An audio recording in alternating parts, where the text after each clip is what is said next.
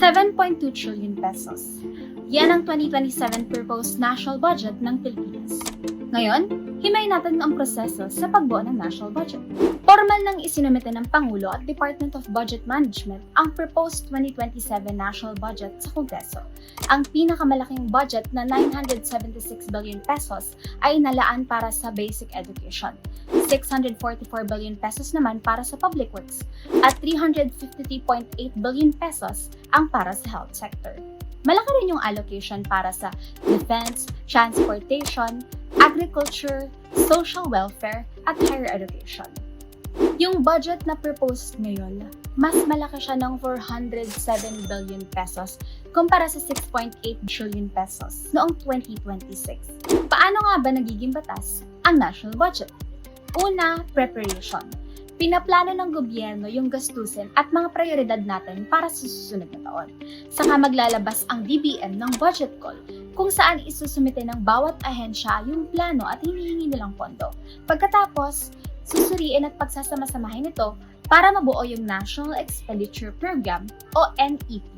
Ito yung proposed budget ng Pangulo na pinapasa sa Kongreso. Then here comes the second process, which is the legislation kung saan susuriin sa isang pagdinig ng House of Representatives at Senate yung proposed budget. Pagkatapos, bubuo ang House at Senate ng kani-kanilang bersyon at pag-iisahin ito sa Bicameral Conference Committee o yung tinatawag nating BICAM. Kapag napagkasunduan na yung final version, aaprobahan ito sa Kongreso at ipapasa sa Pangulo. At kapag nilagdaan, magiging batas na ito bilang General Appropriations Act. Pero, curious ka rin ba kung saan nanggagaling ang perang ginagastos ng gobyerno?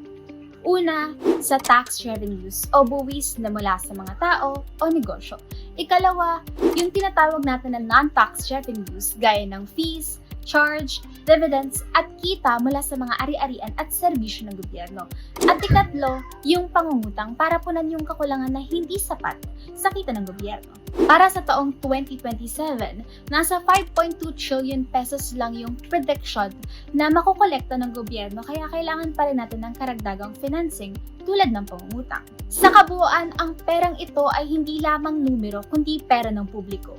Kaya kung magkano man ang aprubahan ng Kongreso, sana makita natin ito sa mas maayos na classroom, mas accessibleng healthcare, mas ligtas na kalsada at mas maayos na serbisyo ng gobyerno para sa mga Pilipino.